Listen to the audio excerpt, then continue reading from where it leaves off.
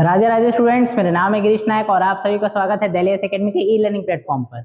हमारे 30 कदम सीरीज में जो हम लोग देख रहे थे, आज हमारा लास्ट वीडियो, हमारा 30वां वीडियो है। और इससे पहले हम लोग बहुत सारा कुछ कवर कर चुके हैं। हम लोग नेशनल इनकम देखे, हम लोग 5 ईयर प्लान देखे, इकोनॉमिक प्लानिंग देखे, economic reform, poverty, unemployment, demography. ये सारे का आपके पास पर्याप्त मात्रा में बहुत सारे क्वेश्चन हम लोग इस पूरे के पूरे सीरीज में हम लोग करवाए हैं।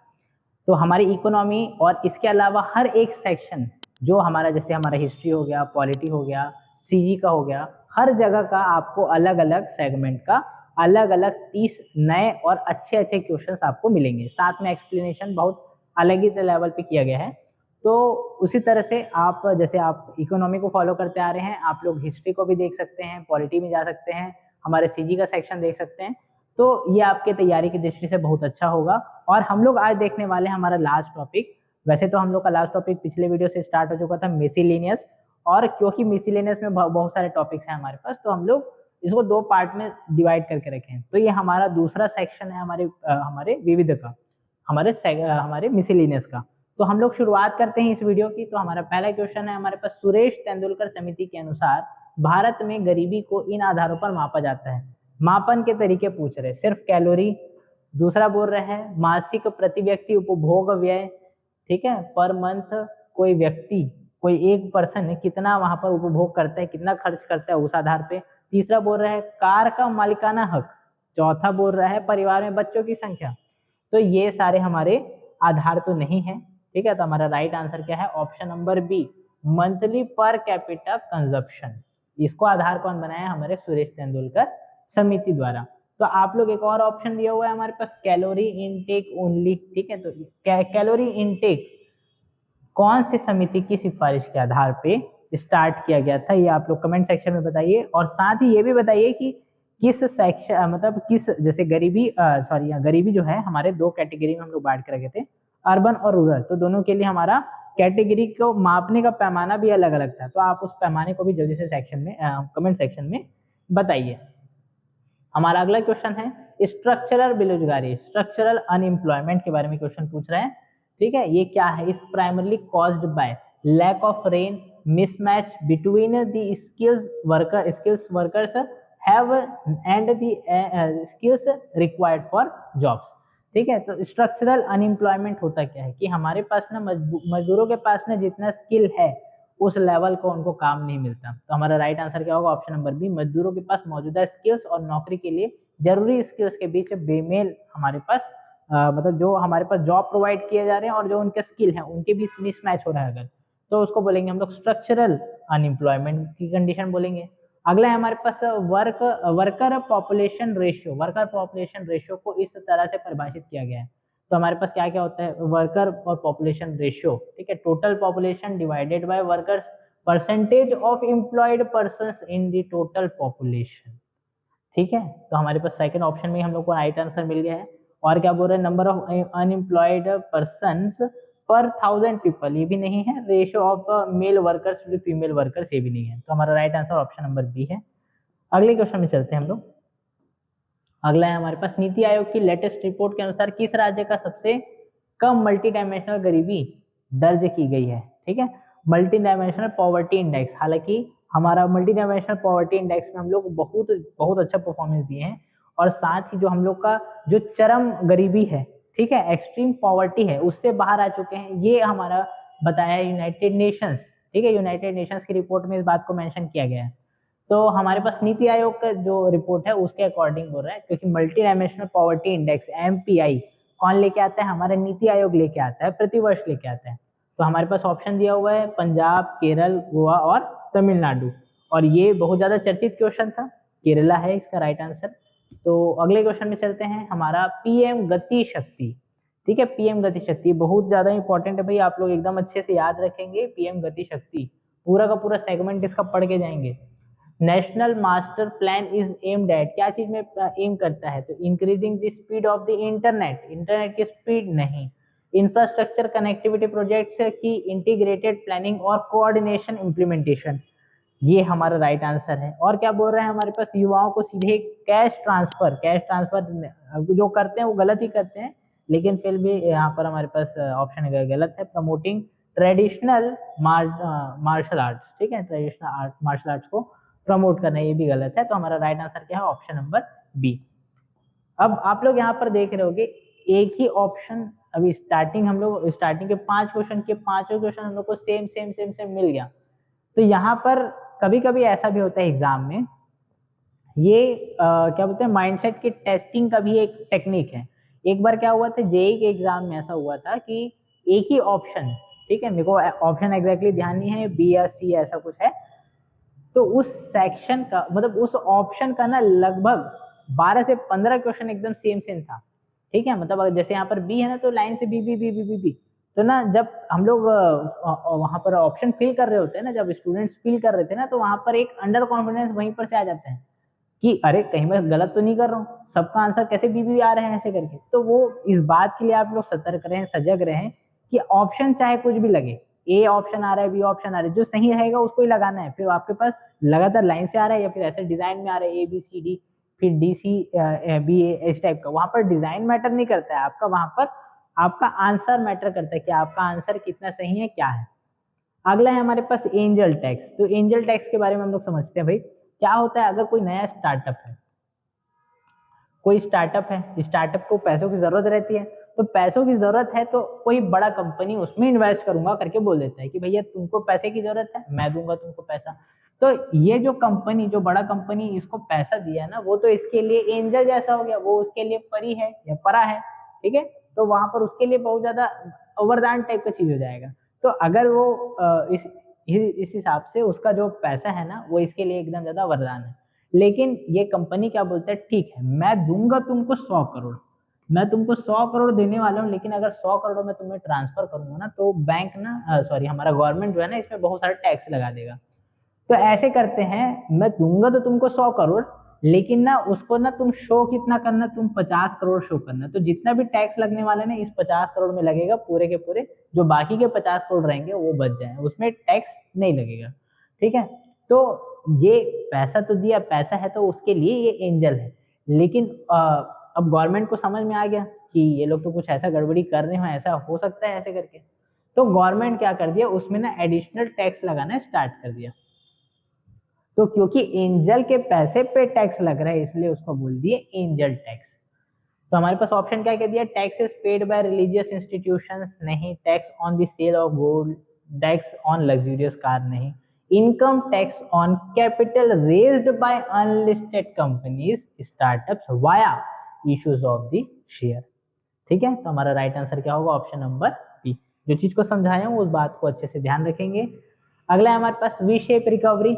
पिछले वाले में देखे थे हम लोग एल शेप रिकवरी, इसमें हम लोग वी शेप रिकवरी के बारे में भी बात किए थे उसी में ही, उसी वीडियो में, जब एकदम अनसर्टेनिटी बहुत लगातार हम लोग डिक्लाइन होता है, हमारा मार्केट डाउन में जाता है और फिर अचानक से फिर इंक्रीमेंट स्टार्ट होता है, तो हम लोग को वी शेप का कर्व हम लोग को दिखाई दे देता है।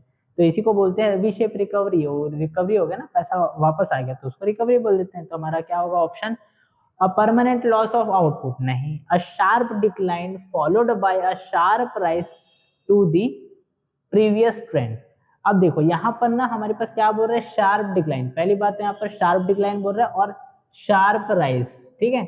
जब ये ना हो तब वो यू शेप हो जाएगा। अगर ये शार्प है दोनों ही चीज, तो हमारा राइट आंसर क्या होगा, ऑप्शन नंबर बी, ठीक है। अगला क्वेश्चन हम लोग देखते हैं, आरबीआई द्वारा ओपन मार्केट ऑपरेशंस ओएमओ का उपयोग किन कामों से के लिए किया जाता है, ठीक है। तो हमारे ओपन मार्केट ऑपरेशन हो गया, हमारा रेपो रेट हो गया, ठीक है, बैंक रेट हो गया, ये सारे चीज को ना जो हमारा आरबीआई है वो मार्केट के पैसे को, मार्केट की लिक्विडिटी को मेंटेन करने के लिए करता है। तो हमारे पास ऑप्शन क्या क्या दिया हुआ है, प्याज की कीमतों को रेगुलेट करना, दूसरा बोल रहा है इकोनॉमी में लिक्विडिटी को रेगुलेट करना, तीसरा बोल रहा है नई बैंक शाखाएं खोलना, और चौथा बोल रहा है सरकारी जमीन बेचना। तो अभी मैं बताया रेगुलेट करना, मार्केट में कितनी लिक्विडिटी है, मार्केट में कितने पैसे हैं उसको। अगला पूछ रहे हैं हमारे पास, कौन सी योजना ग्रामीण परिवारों को एक वित्तीय वर्ष में 100 दिनों के वेतन रोजगार की गारंटी देता है। तो इसमें राइट आंसर आप लोग को पता ही होगा, और आप लोग जल्दी से कमेंट सेक्शन में ये भी बताइए कि इसका नया नाम क्या है उस योजना का। अगला है हमारे पास यूनिवर्सल बेसिक इनकम यूबीआई, एक ऐसा कॉन्सेप्ट है जहां यूबीआई क्या है, ठीक है, हम लोग यूपीआई सुने, ये क्या है, यूबीआई, यूनिवर्सल बेसिक इनकम। सिर्फ अमीर आदमी लोग टैक्स देते हैं नहीं। दूसरा बोल रहा है हर नागरिक को सरकार एक तय बिना शर्त की रकम मिलती है। तीसरा बोल रहा है न्यूनतम मजदूरी दोगुनी हो जाती है। चौथा बोल रहा है सभी नौकरियां पक्की कर दी जाती है। तो ये दो चीज तो होता ही नहीं है भाई, यहाँ पर भी ओनली आ गया तो ये भी खत्म है। हमारा राइट आंसर क्या है, हर नागरिक को सरकार एक तय बिना शर्त के रकम प्रोवाइड करती है, वही है हमारा, ठीक है, यूनिवर्सल बेसिक इनकम, जो कि हर जगह पॉसिबल नहीं है और ये वैसे एक्चुअल में होना भी नहीं चाहिए। हालांकि ये जो हम लोग की समाजवादी जो देश हैं, सोशलिस्ट कंट्री है, कम्युनिस्ट कंट्री है, वहां पर ये सारी चीज पॉसिबल है, ऐसा होना पॉसिबल है। लेकिन वहां पर उसका एक नुकसान भी देखने को मिलता है कि वहां पर ना ग्रोथ का जो लेवल रहता है ना, वो वहां पर कमी आ जाता है वहां पर। अगला है हमारे पास नेशनल ग्रीन हाइड्रोजन मिशन। तो नेशनल ग्रीन हाइड्रोजन मिशन क्या है भाई, हमारा जो हाइड्रोजन गैस है ना, हाइड्रोजन से हम लोग ना जो हाइड्रोजन को एक फ्यूल के तौर पे हम लोग यूज कर सकते हैं। आप लोग रिसेंटली देखे होंगे कि जो नितिन गडकरी जी हैं, उन्होंने जो ग्रीन हाइड्रोजन से चलने वाली जो कार्स हैं उनके उनको हरी झंडी दी है और वहां पर अलग अलग जो एक्सपोज थे वहां पे जाके उनको उनका तो मतलब कुछ लेवल पे प्रचार भी किया, ऐसा बोल सकते हैं। प्रचार, अब वैसे प्रचार करना बोलना वो गलत हो जाएगा, हालांकि वहां पर गए थे और शामिल हुए थे उनके एक्सपो में। तो वहां पर से हम लोग को ये चीज समझ आया कि अगर हम लोग हाइड्रोजन तो हमारे पास नेचुरली अवेलेबल है और इससे हम लोगों को कुछ हानिकारक चीजें भी उत्पन्न नहीं होती। जैसे हम लोग पेट्रोल, हम लोग फॉसिल फ्यूल का यूज करते हैं तो कार्बन डाइऑक्साइड, कार्बन मोनोऑक्साइड और ऐसी बहुत सारी गैसेस रिलीज होती है, जिसके कारण हमारे पर्यावरण में नुकसान होता है। तो जब हम लोग हाइड्रोजन का यूज करते हैं ना, तो वहां पर प्रकृति को नुकसान नहीं होता, पर्यावरण को नुकसान नहीं होता है, इसलिए उसको बोल दिए ग्रीन हाइड्रोजन। ठीक है, तो हमारे पास क्या बोल रहा है, ऑप्शन क्या क्या दिया है, लक्ष्य क्या है 2030 तक का, ये बात को भी ध्यान रखे रहेंगे। और सालाना कितना ग्रीन हाइड्रोजन बनाएंगे, तो ये 5 ठीक है MMT, ठीक है 5 मिलियन मीट्रिक टन का उत्पादन जो है हर साल करेंगे, ये हमारा लक्ष्य है। अगला क्वेश्चन, भारत की ब्लू इकोनॉमी पॉलिसी किन चीजों पर फोकस करती है। ब्लू, ब्लू कहाँ क्या चीज रहता है, पानी, ब्लू है पानी, पानी, ठीक है। तो वहां पर ब्लू इकोनॉमी जहां भी आ जाए मतलब समझ जाना पानी से रिलेटेड है। अब पानी से रिलेटेड है तो पानी सबसे ज्यादा कहाँ रहते हैं, समुद्र में। तो समुद्र से रिलेटेड जितनी भी हमारी इकोनॉमिक एक्टिविटीज रहेंगी उन सब को इकट्ठे तौर पर हम लोग बोल देते हैं ब्लू इकोनॉमी। हमारे पास ऑप्शन दिया हुआ है इंडिगो कल्टीवेशन, नील की खेती नहीं आएगा। आर्थिक विकास के लिए समुद्री संसाधनों का इस्तेमाल और सस्टेनेबल यूज, ठीक है। तो हमारा राइट आंसर क्या होगा, ऑप्शन नंबर बी। हम लोग को सीधा सीधा आसमान की खोज, भाई आसमान हम लोग को भले नजर आता है प्रकीर्णन के कारण, लेकिन वहां आसमान का कोई कलर नहीं होता है, ठीक है। चौथा बोल रहे हैं सभी सरकारी इमारतों का को नीला रंग देना, ये भी गलत है, ऐसा भी नहीं कर सकते हम लोग। Right answer option number B है। हमारा अगला क्वेश्चन है क्वेश्चन नंबर 13। 2025 में 20वें G20 सम्मेलन की मेजबानी किस देश ने की, ठीक है। तो 20वें हमारा 20वें जो G20 शिखर सम्मेलन है उसका मेजबानी कौन किया है, हमारा साउथ अफ्रीका, ठीक है, साउथ अफ्रीका किया है भाई। ऑप्शन नंबर सी हमारा राइट आंसर है। अगला क्वेश्चन हम लोग देखते हैं ग्लोबल बायोफ्यूल्स अलायंस, ठीक है, बायोफ्यूल अलायंस, ये बहुत ज्यादा चर्चा का विषय था।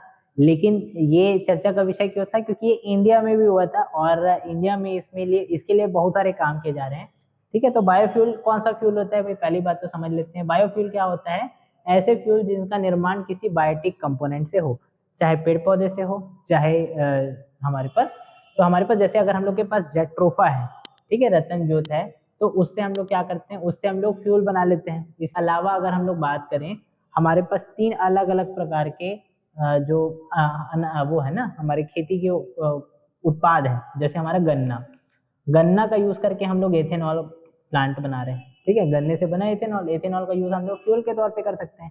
या फिर हमारे जो क्या रहता है, हमारा जो हमारा पेट्रोल रहता है ना, उसमें हम लोग मिक्स कर लेते हैं, गन्ना का यूज कर लेते हैं।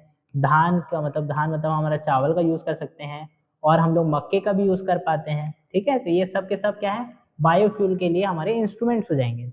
तो इसको सबसे पहले कहाँ पर बोला गया था, तो ये इंडिया का आइडिया है भाई, इंडिया का आइडिया। तो इंडिया में जब G20 का सम्मेलन हुआ था, तो G20 इंडिया न्यू दिल्ली वाला 2023 में जो हुआ था, उस पे ये बात मेन रखा गया था। तो हमारा राइट आंसर क्या है, ऑप्शन नंबर ए।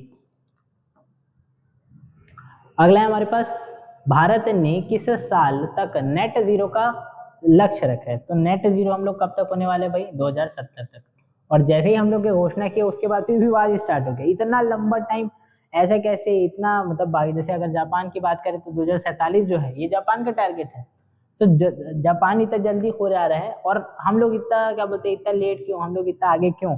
तो भाई नेट जीरो का मतलब ये होता है कि हम लोग जितना कार्बन हम लोग उत्पादित कर रहे हैं ना, हमारे किसी भी एक्टिविटी से अगर जितना भी कार्बन रिलीज हो रहा है उसके बराबर हम लोग उसको मैनेज करने के लेवल का हम लोग उसको संसाधन को मैनेज कर पाए।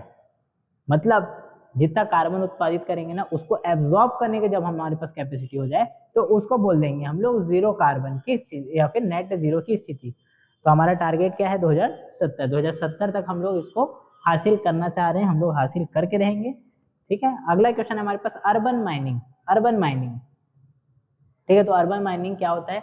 शहरी सड़कों के नीचे सोना खोदना ये नहीं होता है भाई। माइनिंग मतलब ये होता है, ऐसा नहीं है।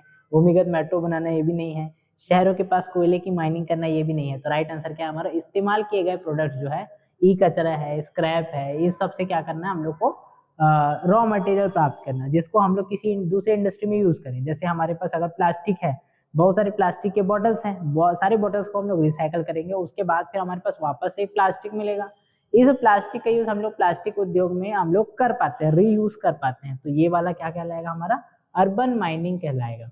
अगला क्वेश्चन है हमारे पास international solar alliance. International solar alliance, तो भाई हमारे इंडिया और फ्रांस, इंडिया और फ्रांस दोनों मिलके एक कॉन्सेप्ट देते हैं कि ऐसे करते हैं ना, हमारे यहाँ ना जब हम लोग अर्थ में देखते हैं कि कभी ना यहाँ पर जब सूर्योदय हुआ है, यहाँ पर सूर्य प्रकाश है ना, तो यहाँ पर सोलर पैनल का यूज करके हम लोग एनर्जी बना लेते हैं। लेकिन इसी टाइम पे कुछ क्षेत्र ऐसे हैं जहाँ पर सूर्य प्रकाश नहीं होता है, तो उस टाइम पे यहाँ पर तो हम लोग बिजली नहीं बना पाएंगे। तो ऐसे करते हैं, इन सारे के सारे देशों को ना हम लोग क्या करते हैं, आपस में ना ग्रिड के थ्रू जोड़ देते हैं, ताकि जब यहाँ पर सूर्य रहेगा ना तो यहाँ बनने वाला एनर्जी हम लोग दूसरे जगह यूज कर पाए, और जब उधर से जब सूर्य प्रकाश रहेगा तो उसका एनर्जी को ये यूज कर पाए जब वहां पर प्रकाश नहीं था।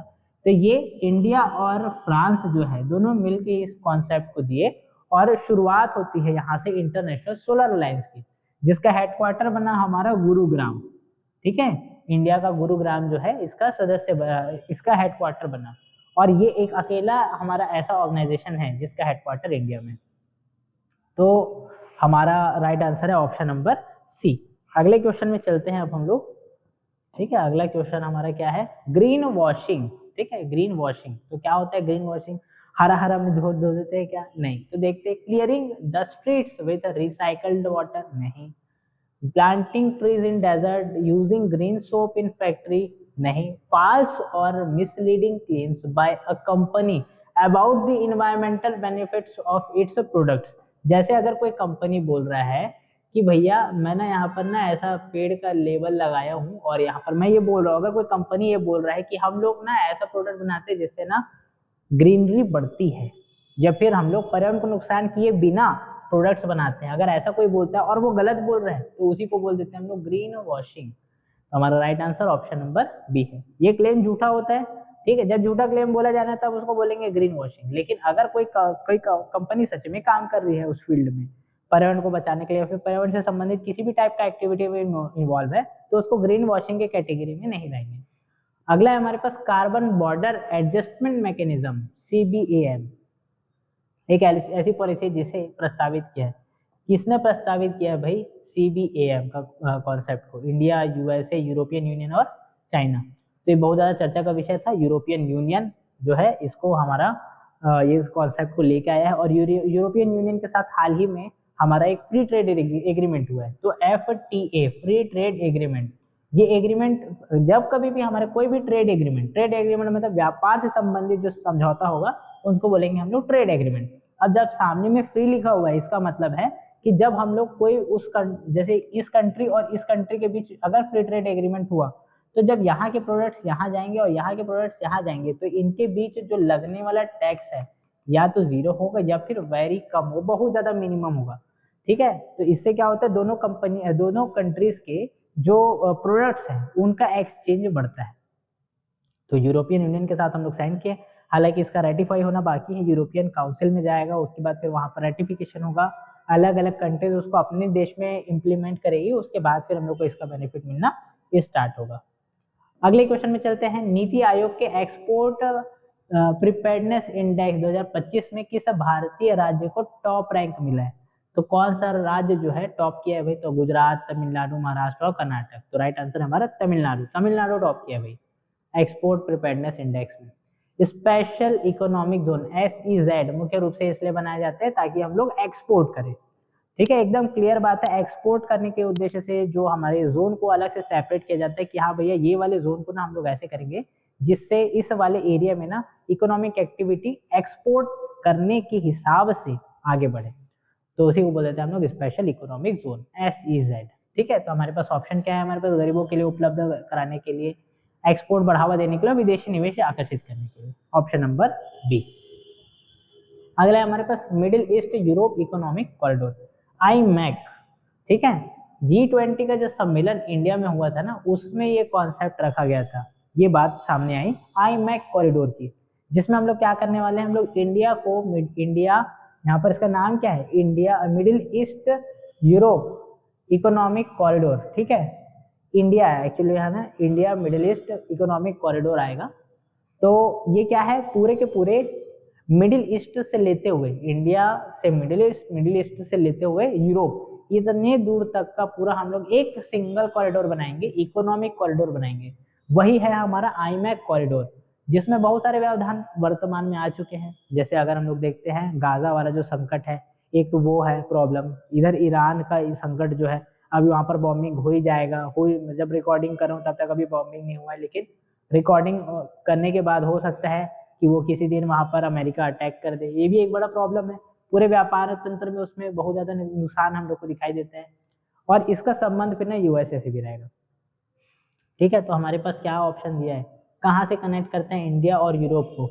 रशिया से, अरेबियन पेनिनसुला एंड मेडिटेरेनियन सी, तीसरा बोला आर्कटिक और साउथ चाइना सी। तो भैया ये इनका कोई संबंध नहीं है हमारे से, ऑप्शन नंबर बी हमारा राइट होगा। अगला क्वेश्चन है हमारे पास एक्सटर्नल कमर्शियल बोरोविंग्स। जब हम लोग को ना बोरोविंग्स करनी है, हम लोग को उधार लेना है, लेकिन हम लोग किसी एक्सटर्नल सोर्स का यूज कर रहे हैं, तो वहां पर हमारा एक्सटर्नल कमर्शियल बोरोविंग्स हो जाएगा। इसका ऑप्शन आप लोग देखिए और कमेंट सेक्शन में आंसर दीजिए। अगला है हमारे पास कौन सा इंडेक्स एक औसत शहरी उपभोक्ता के लिए जीवन यापन की लागत को मापता है? जीवन यापन की लागत को मापेगा। कौन कौन से हमारे पास? WPI है, CPI, U है। ठीक है, U मतलब अर्बन, ठीक है, शहरी के लिए अर्बन। तो हमारा राइट आंसर क्या होगा? C। CPI मतलब consumer price index, WPI wholesale price index. ठीक है, अगला है हमारे पास सॉवरेन क्रेडिट रेटिंग। ठीक है, सॉवरेन क्रेडिट रेटिंग, एक होता है हमारे पास क्रेडिट रेटिंग, तो वो वहां पर क्या बताता है? बैंकों के कस्टमर्स की ना डिटेल को बताता है कि कोई कस्टमर जो है ना किसी बैंक का, वो कितना क्रेडिबल है कि उसको लोन दिया जा सके, तो वो नॉर्मल क्रेडिट रेटिंग होता है। और एक होता है हमारे पास सॉवरेन क्रेडिट रेटिंग, तो ये क्या रहता है? ये पूरे के पूरे कंट्री के हिसाब से वहां पर जब हम लोग क्रेडिट रेटिंग करते हैं कि इंडिया कितना क्रेडिबल है, चाइना कितना क्रेडिबल है, ठीक है, इंडोनेशिया कितना क्रेडिबल है, तो फिर वहां पर हम लोग का वर्ड यूज हो जाता है सॉवरेन क्रेडिट रेटिंग। ठीक है, तो the ability to willingness of a country to service its debts. ठीक है, तो ये हमारा right answer option number B होगा। हमारा अगला क्वेश्चन है भारत में विनिवेश की देखरेख का कौन सा विभाग करता है? ठीक है, कौन सा विभाग करता है? तो हमारे पास ऑप्शन दिया हुआ है दीपम, CBDT, CBIC और नीति आयोग। तो हमारा राइट आंसर होगा ऑप्शन नंबर ए, दीपम। ठीक है, दीपम जो है ये बहुत ज्यादा इंपॉर्टेंट है भाई, याद रखेंगे। अगला है हमारे पास भारत में ऑटोमेटिक रूट के तहत डिफेंस सेक्टर में FDI कितना का लिमिट क्या है? तो 26%, 49%, 74% और 100%। तो हमारा राइट आंसर होगा ऑप्शन नंबर सी, 74%। ठीक है, अलग अलग डिपार्टमेंट, अलग अलग सेक्शन, अलग अलग का सब अलग अलग प्रो है ना। जैसे अगर हम लोग हमारे डिफेंस में कितना है 74%, तो 100% किसका है भाई? हमारे इंश्योरेंस सेक्टर का। इंश्योरेंस सेक्टर के लिए गवर्नमेंट जो है 100% FDI अब अलाउ कर दी है। अगला क्वेश्चन हमारे पास गिनी गुणांक, गिनी कोफिशिएंट जो है इज मेजर्ड ऑफ, ये क्या चीज के लिए भाई? आय असमानता, इनकम इनइक्वालिटी से रिलेटेड है। इसको हम लोग देखे थे हमारे गरीबी वाले सेक्शन में। ठीक है, अगला क्वेश्चन है हमारे पास आर्थिक कानूनों के संबंध में कौन सी संस्था संविधान की अंतिम व्याख्या करने वाली है? संविधान की अंतिम व्याख्या कौन करता है? Supreme court of India. ठीक है, तो हमारा ऑप्शन नंबर सी हमारा सुप्रीम कोर्ट ऑफ इंडिया, ठीक है, भारत का सर्वोच्च न्यायालय, ये हमारा राइट आंसर होगा। ठीक है, कोई छूटा तो नहीं, 28, 29। और ये हमारा लास्ट क्वेश्चन, ठीक है, लाइफस्टाइल फॉर इन्वायरमेंट, LIFE या फिर लाइफ मूवमेंट आंदोलन भारत द्वारा किस वैश्विक मंच पर पेश किया गया। तो हमारे पास अलग अलग मंच हमारे पास है, संयुक्त राष्ट्र महासभा है, UNGA, CO, COP, ठीक है, कॉन्फ्रेंस ऑफ पार्टीज 26 जो 26 में जब हुआ था, ठीक है, 26 जो COP 26 का जो सम्मेलन है कहाँ हुआ था, ग्लासगो में हुआ था। फिर हमारे पास क्या दिया, वर्ल्ड इकोनॉमिक फोरम और G20 रियाद, ठीक है, रियाद। तो हमारे पास राइट आंसर क्या होगा, option number B. Option number B हमारे COP 26 का जो ग्लासगो सम्मेलन हुआ था वहां पर हम लोग बात किए थे इस मैटर पे। तो ये हमारे इकोनॉमी के पूरे टॉपिक्स यहाँ पर कंप्लीट होते हैं। आई होप आपको इससे तैयारी में बहुत सहायता मिली होगी। तो हमारे अगले हम लोग सीरीज में अगले बार फिर से हम लोग लेके आएंगे इसी तरह, और आप लोग के सामने हम लोग बहुत अच्छे से तैयारी करवाएंगे। तो इस वीडियो के लिए इतना ही, धन्यवाद।